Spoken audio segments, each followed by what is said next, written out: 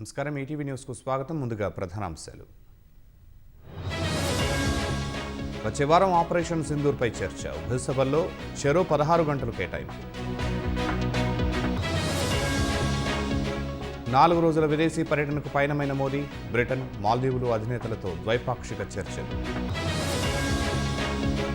ఉపరాష్ట్రపతి ఎన్నికకు ఈసీ సన్నాహాలు. రేస్లో నితీష్, థరూర్ పేర్లు.